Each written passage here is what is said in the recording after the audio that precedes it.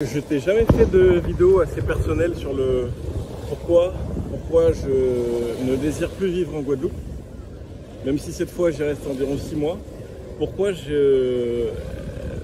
ça matche pas, même si ça match, je dirais, au niveau sentimental, au niveau vie, ça matche pas pour une longue durée et je t'ai jamais vraiment expliqué pourquoi.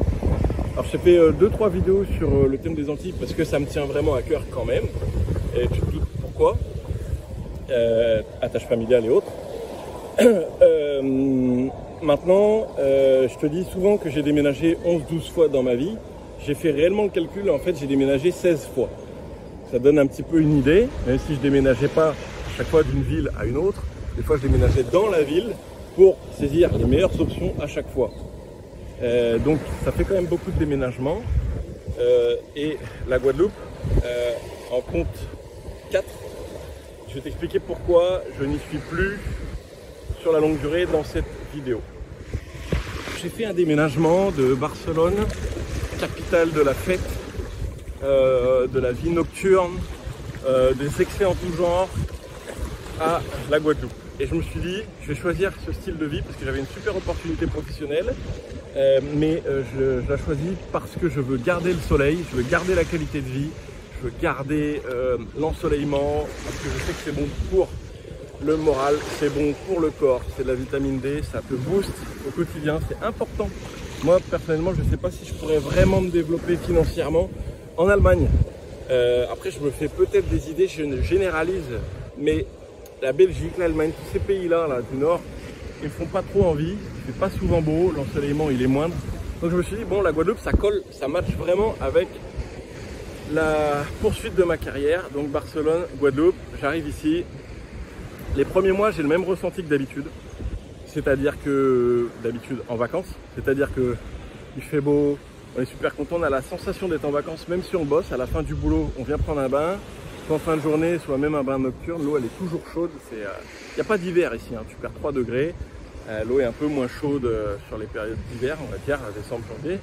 Mais ça reste les Caraïbes, quoi. Hein. T'as pas de saisonnalité comme tu peux la trouver en métropole. Donc, cette première période de 3-6 mois, superbe. Je fais 2 investissements immobiliers. Ça se passe super bien.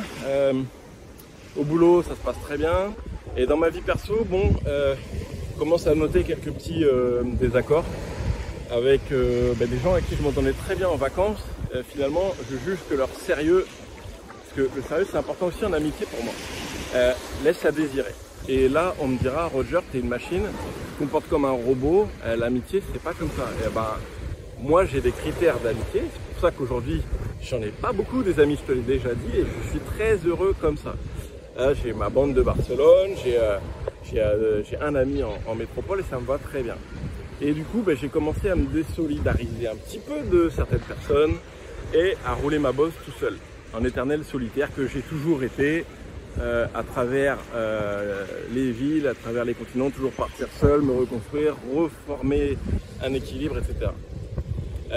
Mais ce que j'avais pas réellement compris, c'est que d'être sur une île, c'est une mentalité propre, c'est un rythme propre, c'est un état d'esprit propre et en fin de compte j'étais pas du tout en ligne avec celle-là puisque moi j'arrivais, j'étais à 200 km/h, j'ai jamais pris de coke mais j'étais à 200 km/h quand les gens étaient plus lents. Et quand je dis plus lents, c'est pas être méchant du tout, c'est juste qu'ils sont adaptés.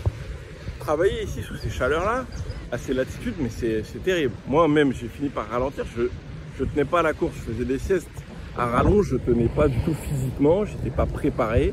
Il faut baisser en intensité ici pour pouvoir rester dans la durée. Et ça, je l'avais très très mal calculé.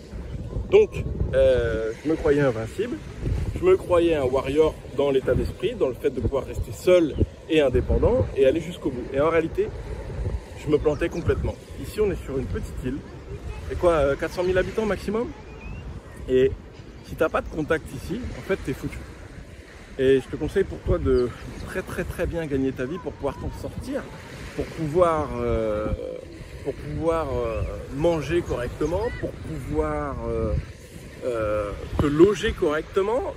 L'inflation qu'on connaît actuellement, en Guadeloupe, on l'a subi depuis des années. Donc je peux te dire que les gens sont préparés ici, ils ont des bons plans, ils ont des tuyaux, ils ont un approvisionnement familial, amical et autres, une sorte de partage qui leur permet de s'en sortir quand le métro qui arrive et qui est à son gros contrat de cadre à 5-6 000 euros net va beaucoup plus galérer que le Guadeloupéen qui est là depuis des années. J'étais pas confronté à ça, c'est la première chose, et je me suis confronté, attention, à la solitude. Je travaillais à 90%, ma vie c'était du boulot. Quand je sortais du boulot, puisque j'étais cadre dans la distribution, donc c'est assez chronophage, je retravaillais sur mes projets à moi. Je créais une start-up à l'époque avec un mec qui était aux États-Unis et un mec qui était en métropole. Et je gérais aussi donc mon petit patrimoine de l'époque, qui commençait à être conséquent. Et je gardais quand même juste le dimanche de repos. Mais quand le dimanche de repos arrive et que ton téléphone il sonne pas, à part pour les trucs de boulot, tu finis par sentir un poids. Et en fait, je me le suis pris en pleine gueule, ce poids.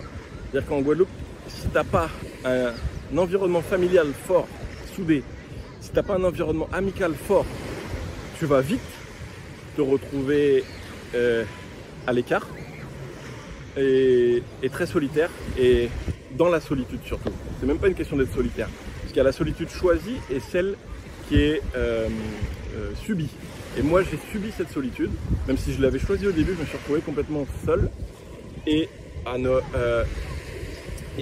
ça je l'avais pas calculé sincèrement. Moi j'ai besoin de savoir que quand je veux voir un ami, je peux le voir. Et c'était pas mon cas. J'avais besoin de savoir que je pouvais prendre un avion et aller à Barcelone en 3/4 d'heure. C'était pas le cas ici.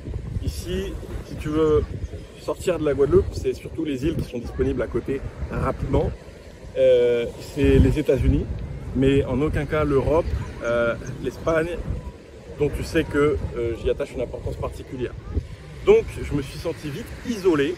Et le moindre trajet pour retourner à Barcelone, c'était un passage d'abord par la France, donc il fallait calculer en dizaines d'heures de trajet avec une escale à Paris évidemment.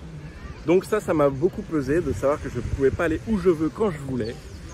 D'autre part, je suis un amoureux de la voiture, et ici, il faut le savoir, et j'en avais parlé dans une vidéo, alors déjà il y a des radars partout, les routes sont complètement défoncées et tu n'as pas le plaisir de conduire. Et ça me manque, les routes de campagne. Moi, c'est les choses qui font ma vie, hein. C'est assez simple, hein. Moi, j'aime bien me balader, prendre ma voiture, faire des tours de bagnole. Et ici, c'est pas possible. Tu tombes dans des bouchons, toi, tu éclates tes cardans, toi, tu te fais flasher, soit tu te tapes un contrôle. Voilà, donc grosso modo, ça faisait partie des choses qui m'ont pas fait rester en Guadeloupe.